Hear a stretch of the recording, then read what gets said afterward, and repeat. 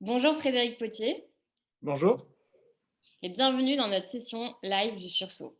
Comme vous le savez, chaque semaine, on propose trois questions que nous posons à un expert, un acteur de terrain ou une personnalité politique engagée pour combattre les maux que traversent nos sociétés. Vous êtes délégué interministériel à la lutte contre le racisme, l'antisémitisme et la haine anti-LGBT. À l'EGC Paris, on travaille régulièrement avec vous et vos équipes et c'est pourquoi je suis particulièrement heureuse de vous recevoir aujourd'hui.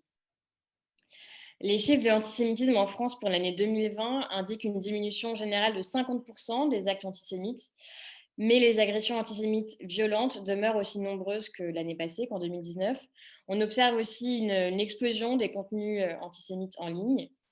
Et donc, ma première question est la suivante. Dans le contexte exceptionnel de l'année qu'on vient de vivre, comment est-ce que vous analysez ces chiffres et comment, surtout, doivent-ils, selon vous, guider l'action de la DILCRA pour les mois à venir?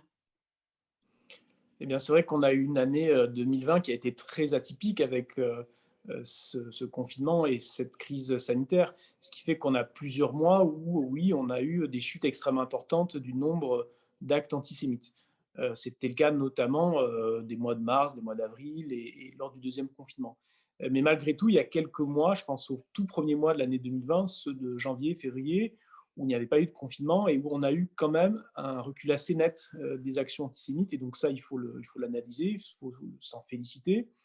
Reste ce que vous disiez, tout à fait, c'est tout à fait vrai, hein, sur les actes violents qui sont toujours là. Et ça montre qu'au fond, il n'y a pas de tranquillité à avoir, il n'y a pas de repos à avoir. Il faut qu'on continue à lutter contre l'antisémitisme, qu'on continue les actions de prévention, les actions de sanction, et qu'il ne faut pas faiblir dans cette matière-là. Merci. Sans transition, je passe à la deuxième question. Donc, vous dirigez la DILCRA depuis 2017 et votre mission touche à sa fin. Alors, quel bilan tirez-vous de l'action que vous avez menée ces 3 dernières années?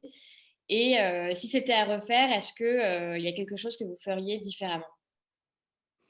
Alors moi, je crois qu'il faut être très modeste et très lucide. C'est vrai que quand on combat le racisme, l'antisémitisme, l'homophobie, il faut vraiment se garder de tout triomphalisme parce que ces fléaux renaissent toujours, ils renaissent sous des formes différentes, parfois de manière plus insidieuse. Et donc moi, je me garderais vraiment de crier victoire, alors même que la situation reste très fragile et très préoccupante à de nombreux égards. Donc moi, je pense que ce qu'il y a de positif malgré tout, c'est qu'on a réussi à instaurer un certain nombre de dispositifs qui marchent. Je pense au financement des associations, puisque nous finançons 950 associations par an. Je pense aussi aux formations que nous faisons pour les policiers, pour les magistrats, pour les gendarmes, dans des lieux de mémoire, avec des partenaires importants comme le Mémorial de la Shoah ou le Camp d'Émile à Aix-en-Provence. Je pense aussi à la création du prix national Ilan Halimi, qui permet de récompenser des actions de jeunes en direction de jeunes. Et c'est vraiment des jeunes de moins de 25 ans. Donc là, on est vraiment sur du travail éducatif. Donc voilà, c'est tout un tas de mesures qui, je crois, vont dans le bon sens et qui, j'espère, porteront leurs fruits dans les années à venir. Ce n'est pas quelque chose dont on va percevoir les résultats tout de suite, mais je suis persuadé que la lutte contre la haine, c'est un effort de longue haleine. Alors après, qu'est-ce que je referais peut-être différemment?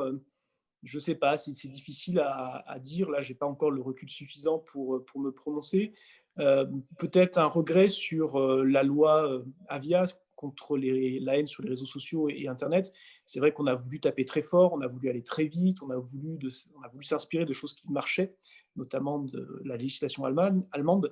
Et c'est vrai que voilà, nous, à la DICRA, on a beaucoup plaidé pour importer cette législation, on a beaucoup défendu cette législation.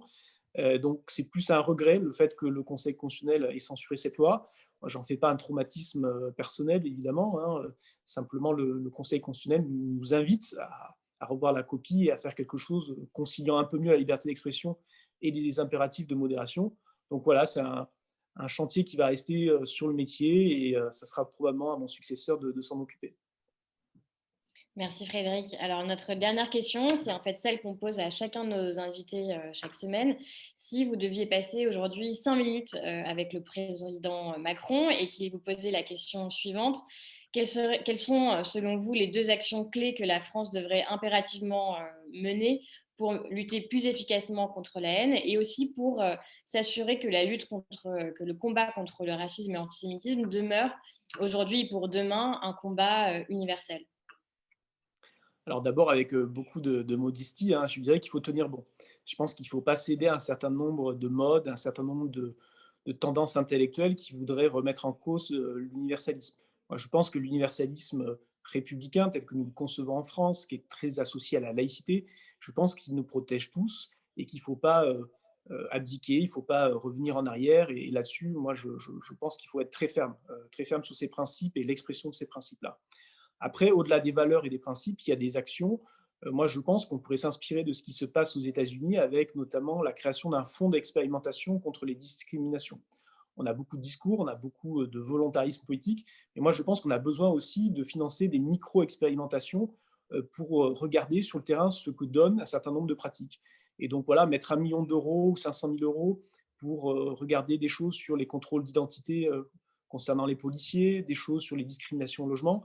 Je pense qu'on a aussi besoin de cette forme de pragmatisme, cette forme de priorité à des actions concrètes qu'on n'a pas toujours en France. Et peut-être on serait bien inspiré, je pense, de regarder de ce qui peut se faire aux États-Unis en la matière. Merci beaucoup. Merci Frédéric Potier. Merci à tous ceux qui nous ont suivis pour ce live et on vous dit à la semaine prochaine. Merci, au revoir.